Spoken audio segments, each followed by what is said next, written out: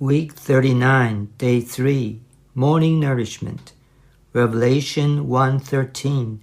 And in the midst of the lampstands I saw one like the Son of Man, clothed with a garment reaching to the feet, and girded about at the breasts with a golden girdle. Ephesians 5:29.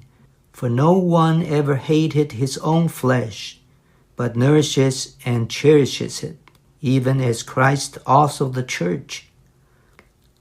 To cherish people is to make them feel happy and comfortable. To nourish them is to feed them, to give them something to eat. As the Son of Man, Christ as the High Priest is taking care of all the churches as lampstands.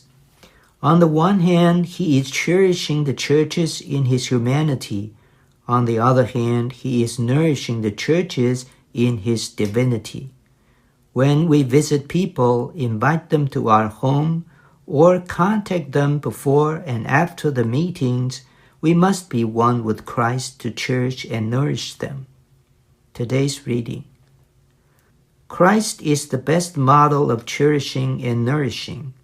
Christ is taking care of the lampstands by being the Son of Man with a long garment. This garment is the priestly robe, which shows that Christ is our great high priest. He is also girded about at the breasts, a sign of love, with a golden girdle. The golden girdle is one piece of gold to become a belt. The Son of Man is in his humanity, and the golden girdle signifies his divinity. The priests in the Old Testament were girded at the loins for their ministry. In Daniel 10:5, Christ also was girded at his loins with fine gold. To be girded at the loins is to be strengthened for the work.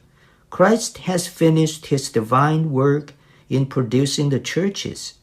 Now, by his love, he is caring for the churches that he has produced.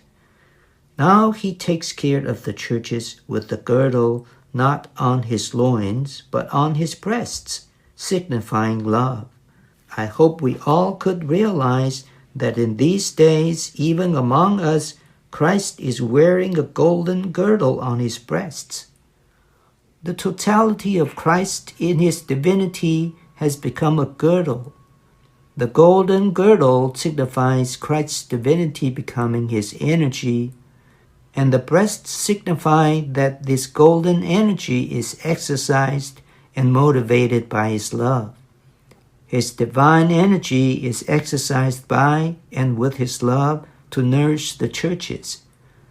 Christ takes care of the churches as the lampstands in his humanity, as the Son of Man to cherish them. Christ, as our high priest, takes care of the churches that he has established first in his humanity to cherish the churches, to make the churches happy, pleasant, and comfortable. The high priest in the Old Testament dressed the lamps of the lampstands every morning. To dress the lamps is to make them proper. Christ cares for the lampstands by trimming the wicks of the lamps of the lampstand, just as the priest did, according to the type in the Old Testament. When the wick was burned out, it became charred and black. So the priest had to come to cut off the black part of the wick. The charred part of the wick, the snuff, signifies things that are not according to God's purpose, which need to be cut off, such as our flesh, our natural man, ourself, and our old creation. All the lampstands are organic. They are living lampstands.